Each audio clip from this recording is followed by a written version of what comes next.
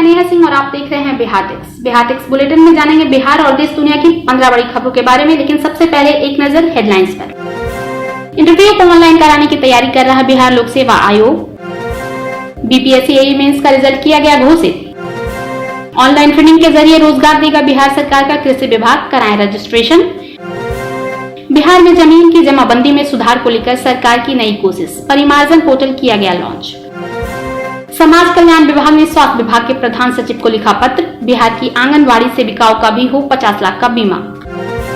3 दिन के लिए बंद हुआ बिहार का गृह विभाग। एयरपोर्ट के अधिकारियों की बैठक के बाद जगी उम्मीद, पटना से विमान जल्द भरने लगेंगे उड़ान।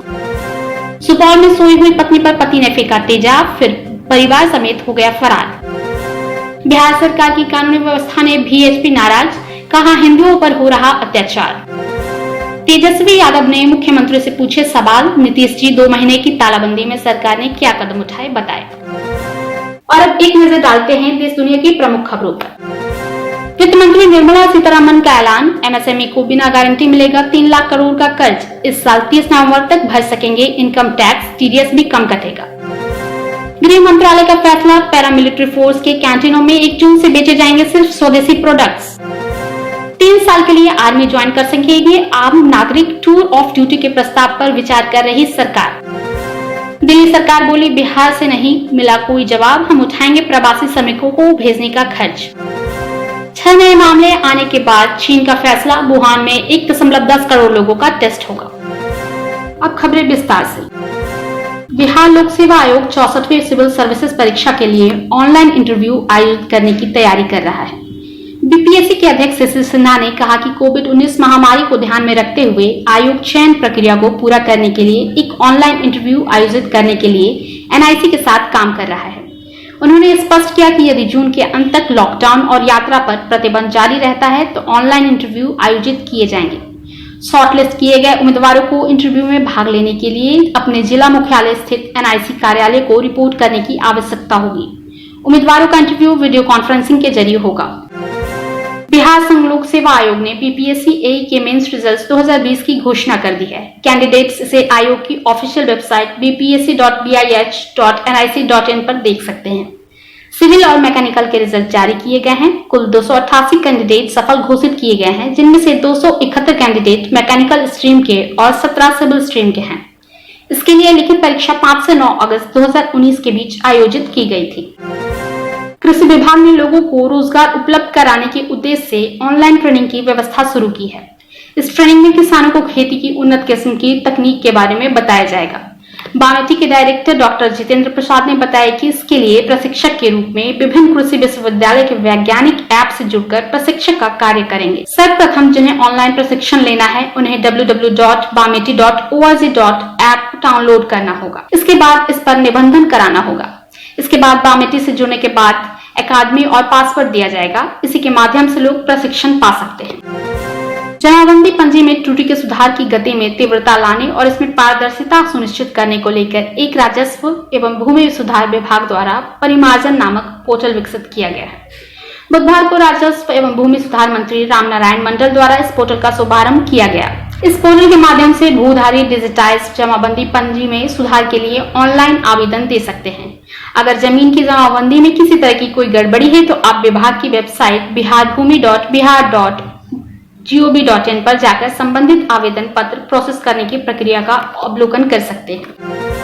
समाज कल्याण विभाग ने स्वास्थ्य विभाग के प्रधान सचिव को पत्र लिखा है। पत्र में कहा गया है कि प्रधानमंत्री गरीब कल्याण योजना के अंतर्गत कोविड-19 के कारण होने वाली मृत्यु पर 50 लाख की बीमा योजना में आंगनबाड़ी सेविका सहायिका को भी शामिल किया जाए, क्योंकि आंगनबाड़ी सेविका सहायिका को भी आशा कार्यकर्ताओं के साथ घर घर जाकर कोविड-19 के संदेहास्पद रोगियों के सर्वे करने और आइसोलेशन करने की जागरूकता के कार्य में लगाया गया है।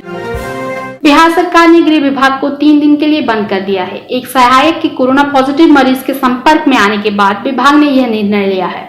बुधवार को जारी एक आदेश के मुताबिक गृह विभाग का दफ्तर 3 दिन के लिए बंद रहेगा। बेली रोड के पथेल भवन स्थित गृह विभाग के दफ्तर को स्वास्थ्य विभाग की टीम सैनिटाइज करेगी। आदेश जारी होते ही काम करने के लिए पहुंचे कर्मचारियों को यहां से लौटा दिया गया। कोविड-19 मरीज के संपर्क में आने वाले कर्मचारी को क्वारंटाइन कर दिया गया है और जांच के लिए सैंपल भी लिया जाएगा। पटना एयरपोर्ट से विमानों की शुरुआत की सुगबुगाहट शुरू हो गई है। हालांकि अब तक इसे लेकर कोई तिथि तय नहीं की गई है। नागर विमानन मंत्रालय द्वारा स्टैंडर्ड ऑपरेशन प्रोसीड्यूर जारी होने के बाद ऐसी उम्मीद जताई जा रही है कि आने वाले पखवाड़े में फ्लाइटों का चरणबद्ध ऑपरेशन शुरू हो सकता है। फ्लाइटों की शुरुआत की संभावना को देखते हुए पटना एयरपोर्ट के अधिकारियों के इंडिगो, स्पाइसजेट, कोएयर, विस्तारा व इंडियन एयरलाइंस के स्थानीय स्टेशन मैनेजरों के अलावा CISF के सहायक कमांडेंट के साथ बैठक हुई। सुपौल में एक हैवान पति ने शराब के नशे में धुत होकर अपनी पत्नी के चेहरे पर तेजाब डाल दिया। सोए अवस्था में सुबह 4 बजे तेजाब डालकर उसके पति सहित सभी घर वाले फरार हो गए। तड़पती पत्नी को गांव वालों ने गंभीर स्थिति में राघोपुर अस्पताल पहुंचाया, जहां उसका इलाज जारी है। एसिड अटैक की ये घटना सुपौल के राघोपुर थाना इलाके के धरहरा गांव स्थित धोबी टोला की है, जहां मोहम्मद नौसाद नाम के एक शख्स पर यह संगीन आरोप लगे हैं। बिहार में हिंदुओं पर बढ़ते हमलों से विश्व हिंदू परिषद काफी नाराज है। VHP के केंद्रीय महासचिव मिलिंद परांडे ने राज्य सरकार से मांग की है कि हिंदुओं की सुरक्षा, उनकी शिकायतों पर कार्रवाई और सीमावर्ती क्षेत्रों में बांग्लादेशी और रोहिंग्याई घुसपैठियों की देश विरोधी गतिविधियों पर जल्द अंकुश लगाएं। VHP ने बिहार में हिंदुओं के ऊपर हो रहे अत्याचार पर सरकार को गंभीरता से विचार करने को कहा है।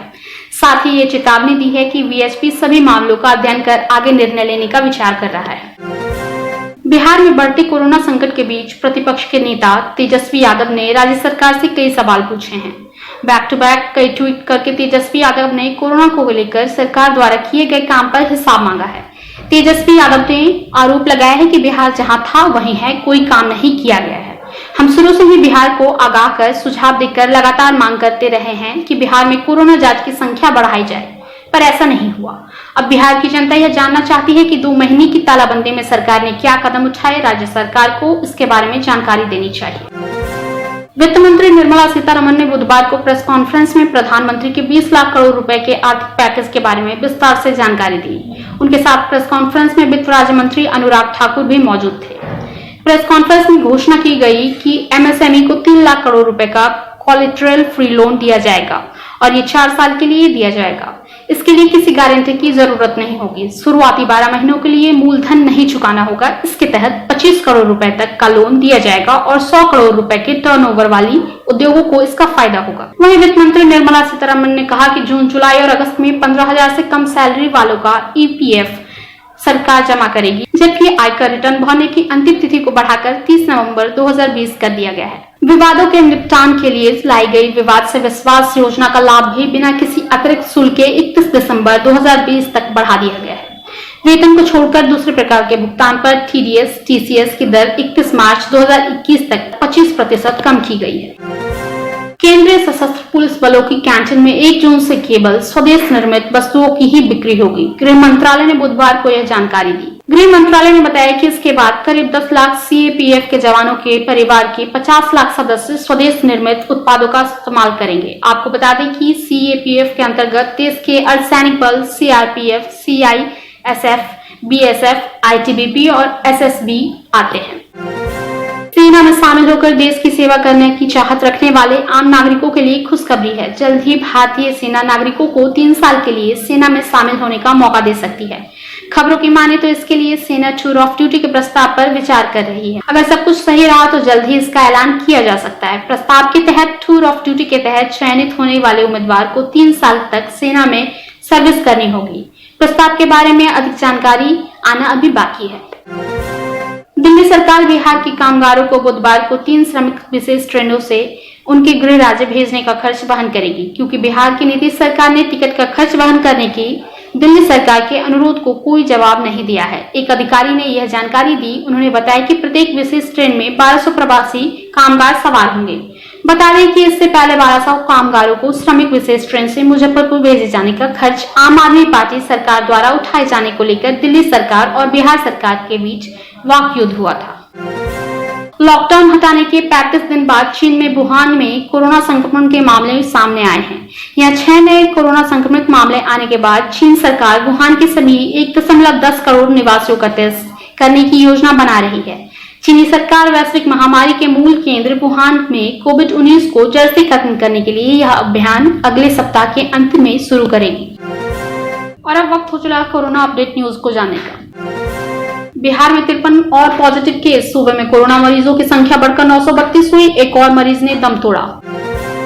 बिहार में बुधवार को कोरोना वायरस संक्रमण के 53 नए मामले सामने आए। इसके साथ ही राज्य में कोविड-19 से संक्रमित लोगों की संख्या बढ़कर 932 हो गई।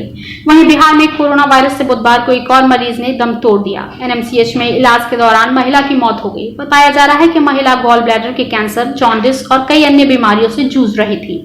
मृतक महिला का नाम आशा देवी है, जो पटना सिटी के आलमगंज के माखनपुर ईदगाह मोहल्ले की रहने वाली थी। आपको बता दें कि बिहार में कोरोना वायरस से अब तक 7 लोगों की मौत हो चुकी है।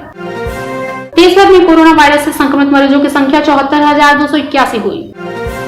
देश भर में कोरोना वायरस से संक्रमित मरीजों की संख्या में लगातार बढ़ोतरी हो रही है। केंद्रीय स्वास्थ्य एवं परिवार कल्याण मंत्रालय की ओर से जारी आंकड़ों के मुताबिक पिछले 24 घंटे में 3,525 नए मामले सामने आए हैं और 122 लोगों की मौत हुई है। इसके बाद देश भर में कोरोना पॉजिटिव मामलों की कुल संख्या 74,281 हो गई है, जिनमें 47,480 सक्रिय हैं।